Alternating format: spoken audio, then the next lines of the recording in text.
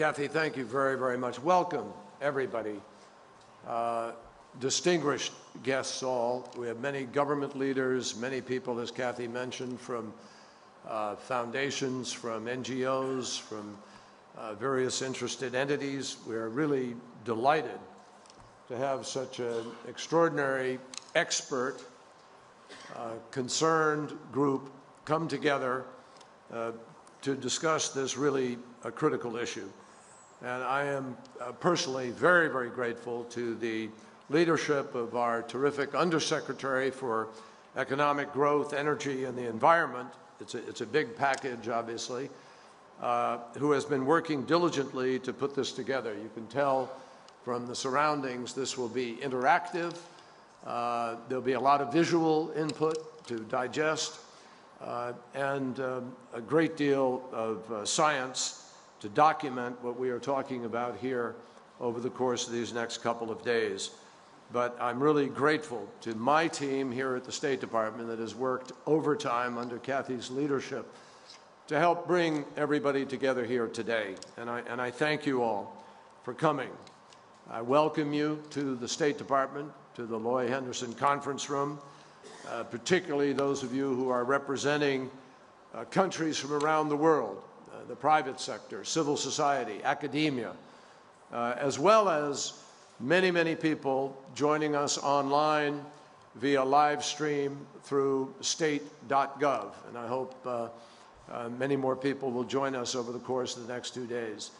As many of you know, convening a conference like this has been a priority of mine for some period of time. I really started thinking about this when I was still in the Senate. And we wanted to try to pull it together, and then last year we did. And as you know, we had a political moment here in Washington, it's polite, diplomatic ease, which prevented us from going forward at that time. But candidly, I think it's worked for the better because it gave us more time to think about how to make this conference perhaps even more effective and how to maximize what we're doing here. A commitment to protecting the ocean, which we all share, has really been a priority of mine for a long time, as Kathy mentioned a moment ago. Literally from the time I was growing up as a child in Massachusetts, when I first dipped my toes into the mud off Woods Hole Oceanographic and in that area of Buzzards Bay and the Cape, and was introduced to clamming and to fishing and all of those great joys of the ocean. I have had this enormous love and respect for what the ocean means to us. I went into the Navy partly through that, and I had the pleasure of crossing the Pacific both ways on a ship and passing through many different parts of the Pacific Ocean region. It's sort of in my DNA. My mother's family was involved way, way, way back in the early days of trade through the oceans. And indeed, my father was a passionate sailor who, in his retirement, found a way to sail across the ocean several times. So I learned very early on to appreciate this vast expanse of the ocean. So vast that 3/4 of our planet is really ocean. Someone might have called our planet ocean, not Earth, if it was based on that, but obviously it is not.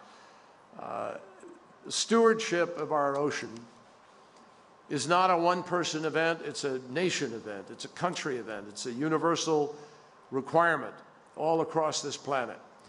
And I tried very hard when I was in the Senate as chairman of the Senate Oceans and Fisheries Subcommittee, where we rewrote our Magnuson fishery laws on several different occasions, created the Stellwagen Bank Sanctuary, the Coastal Zone Management Act enforcement, flood insurance, rethinking it, all these things that have to do with development and runoff and non-source point solution and all of the things that concern us as we come here today. And that is the concern that I bring to this effort as Secretary of State now. The reason for that is really very, very simple. And for anyone who questions, so why are we here when there are so many areas of conflict and so many issues of vital concern as there are. And regrettably, because of that, I will not be at every part of this conference because we have much to do with respect to Iraq and other emergencies that we face.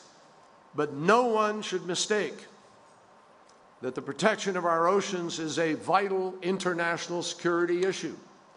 It's a vital security issue involving the movement of people, the livelihood of people, the capacity of people to exist and live where they live today.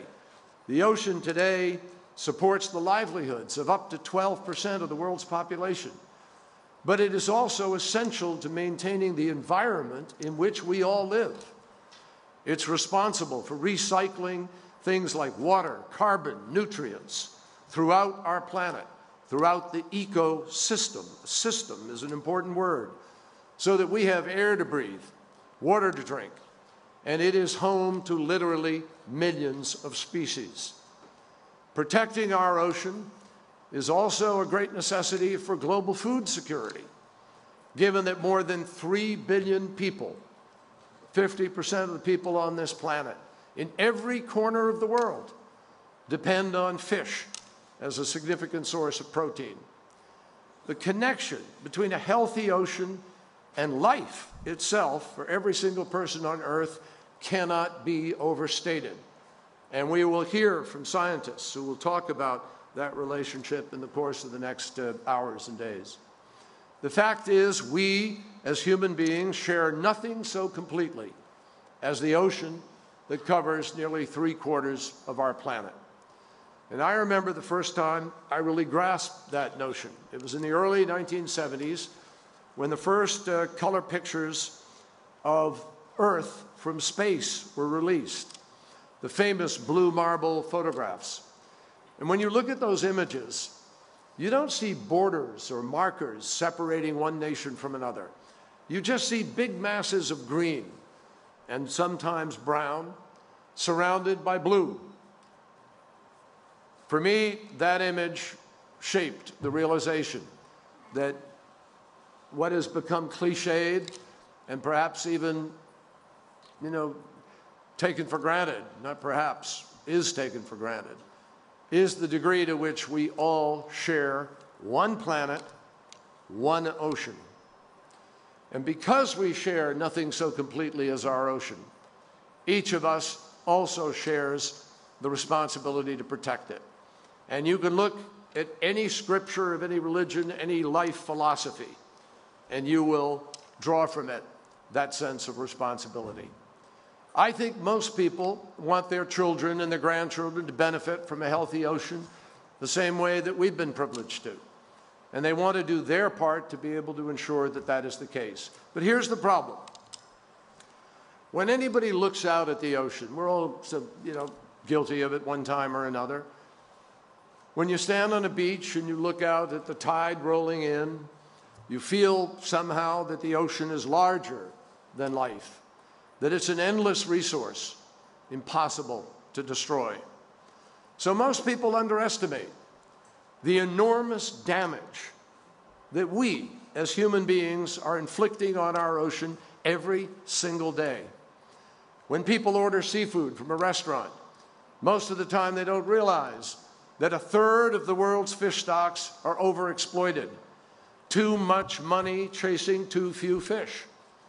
And nearly all the rest are being fished at or near their absolute maximum sustainable level on a planet that has 6 billion people today and will rise to 9 over the next 30, 40, 50 years. Most people aren't aware of something called bycatch, where up to half or 2/3 of the fish in a particular catch are not actually what the fisher was looking for, and they're simply thrown overboard. And when people go swimming or surfing along the coast, often they don't realize that pollution has led to more than 500 dead zones in the ocean, areas where life simply cannot exist. And that together, those dead zones add up to an area roughly the size of the state of Michigan here in the United States. When people walk through an aquarium and they see and learn about the marine world, they usually don't realize that because of climate change, the basic chemistry of our ocean is changing faster than it has ever changed in the history of the planet. And if it continues much longer, a significant chunk of marine life may simply die out because it can no longer live, no longer survive in the ocean's waters. The bottom line is that most people don't realize that if the entire world doesn't come together to try to change course and protect the ocean from unsustainable fishing practices, unprecedented pollution, or the devastating effects of climate change, then we run the risk of fundamentally breaking entire ecosystems. And as you'll hear throughout the course of this conference, that will translate into a serious consequence for the health and the economies and the future of all of us. The good news is that at this point, we know what we need to do to address the threats facing the ocean. It's not a mystery. It's not beyond our capacity. Everyone in this room is aware of the effective steps that people are taking already, both large and small, around the world. In Latin America, NGOs like Paso Pacifico are helping fishers to improve their sustainability by engaging those fishers both in monitoring their catches and in the process of selecting new marine protected areas. In Africa, local volunteers take it on themselves to collect the trash that floods from the streets to the beaches during the periods of intense rain. There's an amazing group of volunteers in Guinea who call themselves Les Sacs Bleus, after the blue trash bags that they use to collect the garbage. An incredible spontaneous combustion effort to be responsible. In the Asia Pacific, half a dozen nations have come together with U.S. support to protect the Coral Triangle, a part of the ocean that has been called the Amazon of the seas because of its incredible biodiversity. The Coral Triangle Initiative has led to improved management of a marine area that's almost the size of one of our states, North Dakota, and it has inspired more than 90 policies, regulations, laws, and agreements to protect the local coastal and marine resources. Here in the United States, we have taken very significant strides to end overfishing in U.S. fisheries. We've rebuilt a record number of fish stocks back from depleted levels, and at the same time promoted and increased the economic viability of our fisheries, trying hard to actually give meaning to the word sustainable fisheries. These are just a few examples of a great deal of work that you're all familiar with, that many of you have created, that is taking place around the world.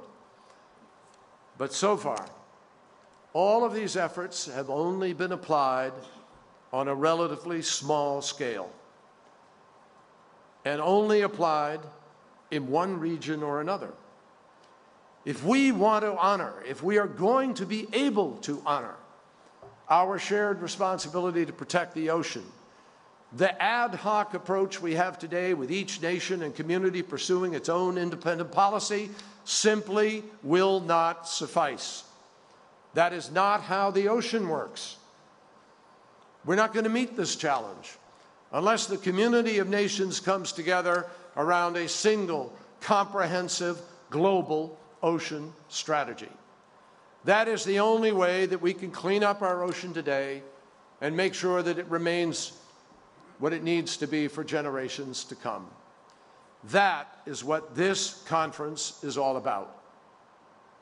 Over the past few years, even over the past few months, there have been an encouraging number of reports, summits, meetings, even conventions convened to examine the various threats that our ocean and are facing and potential ways to address those threats. And many of you here have been part of those meetings. I hope you have found them as valuable as we have. They've been instructive and they're critical.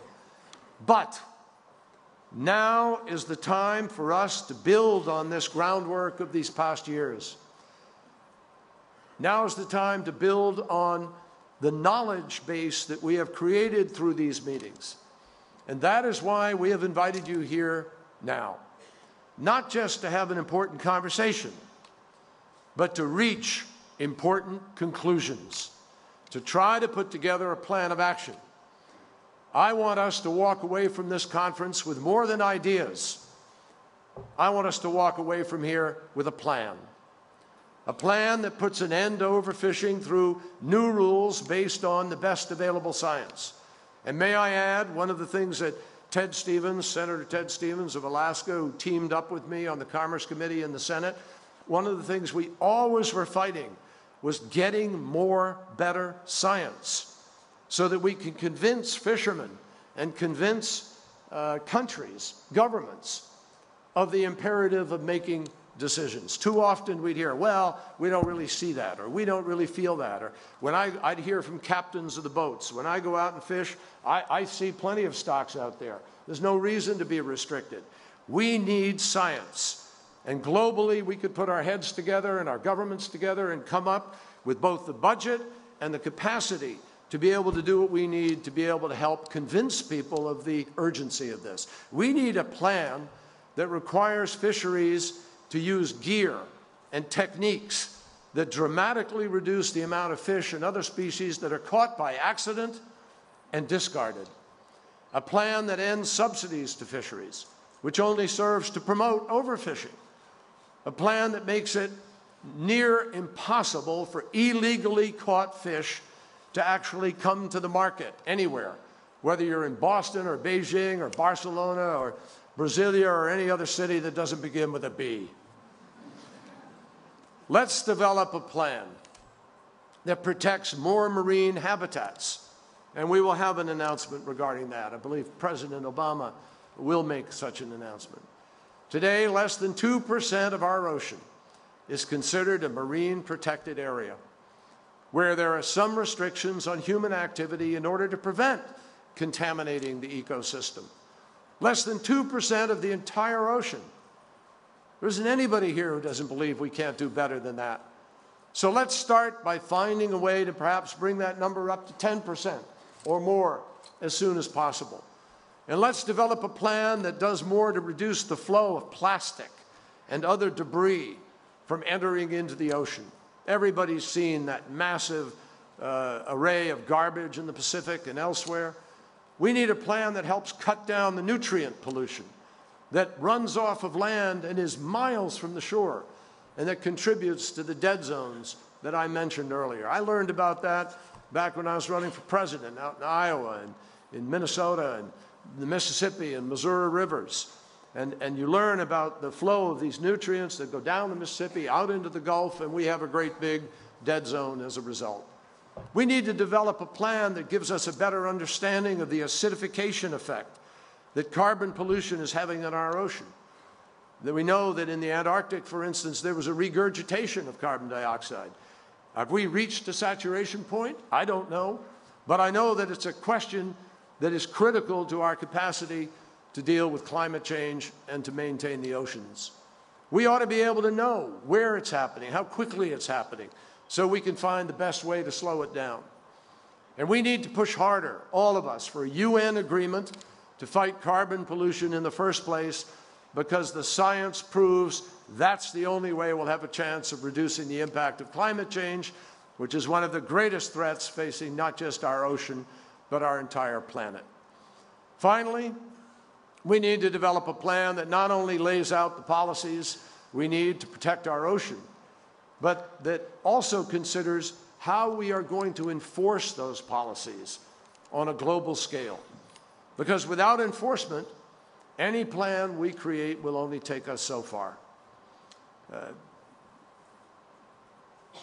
I think it was back in the 90s, if I recall correctly, that Ted Stevens and I joined forces to take drift net fishing to the United States.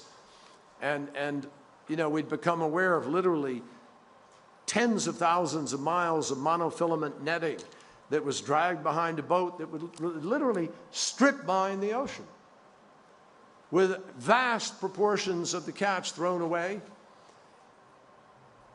and clearly not sustainable.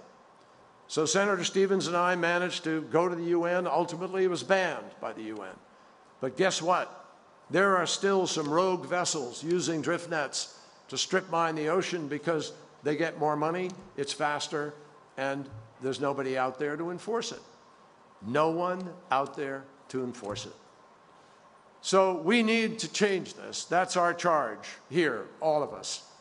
Over the next 2 days, let's put our heads together and work on a plan for how we can preserve fish stocks, manage coastlines, protect ecosystems, a way for us to try to preserve fisheries, a way for us to come to a common understanding of our common interest and find a consensus that we could take to the UN, take this plan to the UN, take it to other international organizations.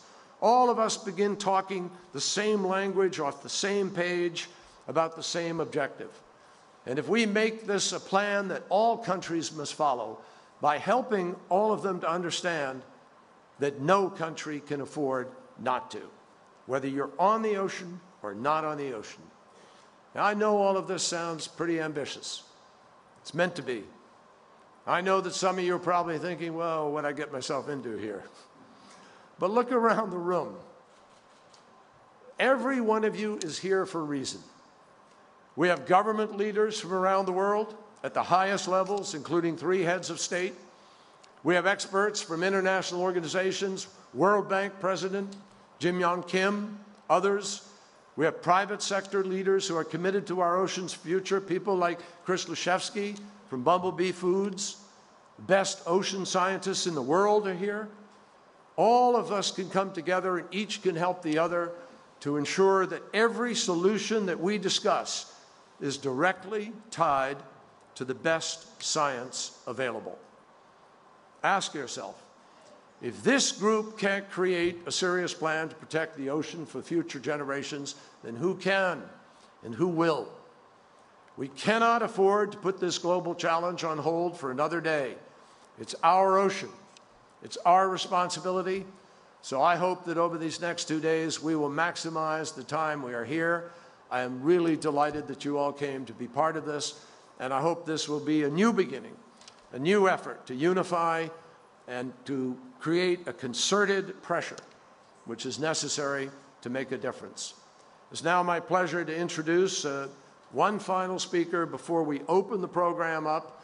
And there's going to be a great deal of information coming at you in short order.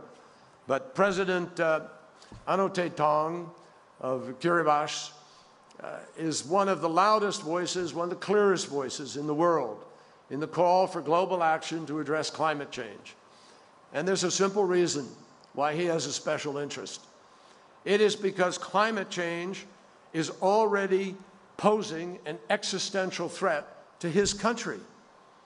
But he's also one of the world's greatest advocates for the protection of the ocean, well beyond the interests of his own country. Under his leadership, Kiribati has established one of the largest marine protected areas in the world in the Phoenix Islands in the Pacific. It's an honor to have him here to share his thoughts with us this morning. Ladies and gentlemen, President Anote Tong.